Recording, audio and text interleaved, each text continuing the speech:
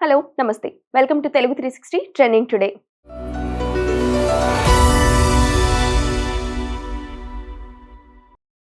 ఏపీని food processing రంగంలో దేశంలోనే అగ్రగామిగా నిలబెట్టేందుకు పటిష్టమైన ప్రణాళికతో ముందుకెళ్తున్నామని సీఎం చంద్రబాబు స్పష్టం చేశారు. విశాఖలో జరిగిన ఇండియా ఫుడ్ మ్యానుఫ్యాక్చరింగ్ సదస్సులో పాల్గొన్న ఆయన రాష్ట్రంలో ఉన్న అపార అవకాశాలు, ప్రభుత్వ పాలసీల గురించి వివరించారు. రాబోయే 5 ఏళ్లలో ఈ రంగంలో ఏకంగా 1,00,000 కోట్ల రూపాయల పెట్టుబడులను ఆకర్షించడమే తమ ప్రభుత్వ లక్ష్యమని ఆయన ప్రకటించారు. రుషికొండ భవనాల నిర్మాణంలో మట్టి అమ్ముకొని అవినీతికి పాల్పడ్డారని డిప్యూటీ సీఎం పవన్ కళ్యాణ్ ఆరోపించారు.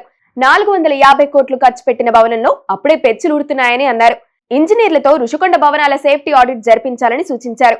గతంలో టూరిజం శాఖకు ఏడాదికి 7 కోట్ల రూపాయల ఆదాయం వచ్చేది. ఇప్పుడు ఏడాదికి 1 కోటి రూపాయల కరెంటు బిల్లులు చెల్లించాల్సి వస్తుందని అన్నారు.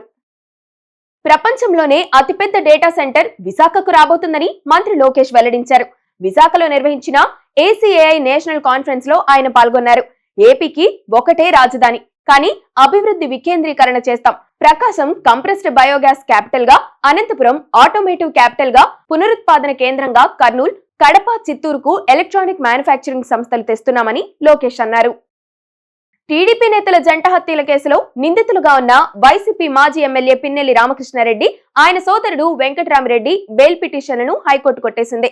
వీరికి నేర చరిత్ర ఉందని, బెయిల్ ఇస్తే సాక్షులను బెదిరిస్తారన్న ప్రభుత్వ న్యాయవాది వాదనతో కోర్టు ఏకీభవించింది. కాగా మాచర్ల నియోజకవర్గం ముదులవీడు సమీపంలో జరిగిన జవిశెట్టి వెంకటేశ్వర్లు, కోటేశ్వరరావు హత్యలకు వీరు కుట్ర పన్నారని కేసు నమోదైంది. వైఎస్ వివేకానందరెడ్డి హత్య కేసులో అన్ని సాక్ష్యాధారాలున్నా న్యాయం జరగడం లేదని ఏపీసీసీ చీఫ్ షర్మిల ఆరోపించారు. వివేక హత్య కేసు దర్యాప్తు మళ్లీ ఎందుకు జరగకూడదు? సునీత ఆరోపణల్లో నిజం ఉంది. సిబిఐ తలుచుకుంటే ఎప్పుడో దోషులకు శిక్ష పడేది. జగన్ కోసం అవినాష్ రెడ్డిని కాపాడుతున్నారు. హత్య జరిగిన సమయంలో అవినాష్ అక్కడే ఉన్నట్లు గూగుల్ మ్యాప్ లొకేషన్లు కూడా ఉన్నాయని షర్మిల అన్నారు. రేపటి నుంచి తెలంగాణ అసెంబ్లీ సమావేశాలు జరగనున్నాయి. కాళేశ్వరంపై పీసీ ఘోష్ కమిషన్ అందించిన నివేదికను ప్రభుత్వం సభలో ప్రవేశపెట్టనుంది. దీంతో ఈ అసెంబ్లీ సమావేశాలు వాడివేడిగా జరిగే అవకాశం కనిపిస్తుంది. అలాగే స్థానిక సంస్థల్లో బీసీ రిజర్వేషన్ అసెంబ్లీలో తెలంగాణ ప్రభుత్వం స్పష్టత ఇవ్వనుంది. తెలంగాణలో ఎస్టీ జాబితా నుంచి 3 వర్గాలను తొలగించాలన్న పిటిషన్ను సుప్రీంకోర్టు విచారించింది. దీనిపై సమాధానం ఇవ్వాలని కేంద్రం తెలంగాణ ప్రభుత్వానికి నోటీసులు ఇచ్చింది. అయితే రాష్ట్ర విభజన తర్వాత లంబాడా, సుగాలి, బంజారా వర్గాలను ఎస్టీ జాబితాలో కొనసాగించాల్సిన అవసరం లేదని భద్రాచలం ఎమ్మెల్యే తెల్లం వెంకట్రావు పిటిషన్ వేశారు.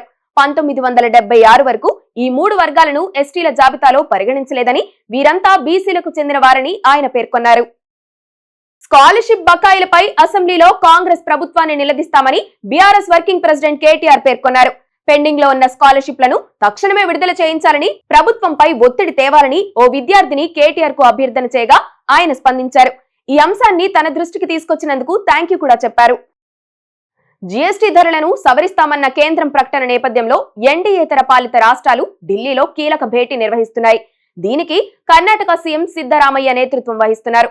తెలంగాణ ఆర్థిక మంత్రి భట్టి విక్రమార్కతో పాటు తమిళనాడు, పంజాబ్, బెంగాల్, హిమాచల్ ప్రదేశ్, జార్ఖండ్, కేరళ రాష్ట్రాల ఆర్థిక మంత్రులు హాజరయ్యారు. జీఎస్టీ ధరలపై కేంద్రానికి చేయాల్సిన సూచనలపై ఇందులో చర్చించే అవకాశం కనిపిస్తోంది. భారత్ పై ట్రంప్ టారిఫ్స్ విధించిన వేళ ప్రధాని మోదీ కీలక వ్యాఖ్యలు చేశారు.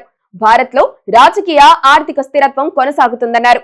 ప్రపంచ వృద్ధిలో 18% ఇండియాదేనని మోదీ పేర్కొన్నారు. త్వరలోనే 3వ అతిపెద్ద ఆర్థిక వ్యవస్థగా అవతరిస్తామని ధీమా కూడా వ్యక్తం చేశారు. జపాన్ లో పర్యటిస్తున్న ఆయన ప్రవాస భారతీయుల సదస్సులో మాట్లాడారు. ఇండియాకు అత్యంత విశ్వసనీయ దేశం జపాన్ అని ప్రధాని మోదీ స్పష్టం చేశారు. ప్రధానమంత్రి నరేంద్ర మోదీ ఆయన తల్లిపై అసభ్య పదజాలంతో దూషణలకు పాల్పడిన వ్యక్తిని అరెస్ట్ చేసినట్లు బీహార్ పోలీసులు తెలిపారు. అరెస్ట్ అయిన నిందితుడు సింగ్వారాలోని బాపురా గ్రామానికి చెందిన వ్యక్తిగా గుర్తించారు.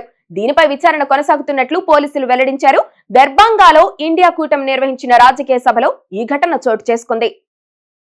రష్యా నుంచి చమురు కొనుగోలు చేస్తున్న భారత్, చైనా, బ్రెజిల్ వంటి దేశాలపై అమెరికన్ రిపబ్లిక్ పార్టీకి చెందిన సీనియర్ సెనేటర్ లిండ్సే గ్రాహం మరోసారి తీవ్రంగా విమర్శలు గుప్పించారు. ఈ దేశాల చర్యల వల్లే ఉక్రెయిన్ లో రష్యా యుద్ధ యంత్రాంగం కొనసాగుతుందని ఆయన ఆరోపించారు. రష్యా అధ్యక్షుడు పుతిన్ కు మద్దతిస్తున్నందుకు భారత్ ఇప్పటికే మూల్యం చెల్లించుకుంటుందని, ఇతర దేశాలకు కూడా త్వరలోనే ఇదే గతి పడుతుందని ఆయన గట్టిగా హెచ్చరించారు.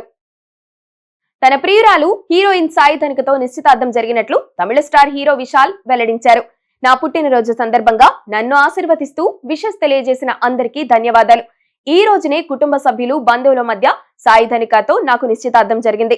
ఎప్పటిలాగే మీ అందరి ఆశీర్వాదాలు మాపై ఉండాలని కోరుకుంటున్నా అని ట్వీట్ చేశారు. వేడుక ఫోటోలను పంచుకున్నారు. మెగాస్టార్ చిరంజీవి రాజేశ్వరి అనే మహిళా వీరాభిమానిని కలిశారు. ఏపీలోని కర్నూలు ఆదోనికి చెందిన ఆమె చిరుని కలిసేందుకు అక్కడి నుంచి సైకిల్ తొక్కుకుంటూ హైదరాబాద్కు వచ్చారు. సైకిల్ పై అంత దూరం నుంచి వచ్చారని తెలిసి ఆశ్చర్యపోయిన చిరంజీవి రాజేశ్వరికి ఓ చీరను బహుమతిగా ఇవ్వడంతో పాటు పిల్లల చదువుకు అండగా ఉంటానని హామీ ఇచ్చారు. దీంతో ఆమె ఎమోషనల్ అయి కన్నీళ్లు పెట్టుకున్నారు.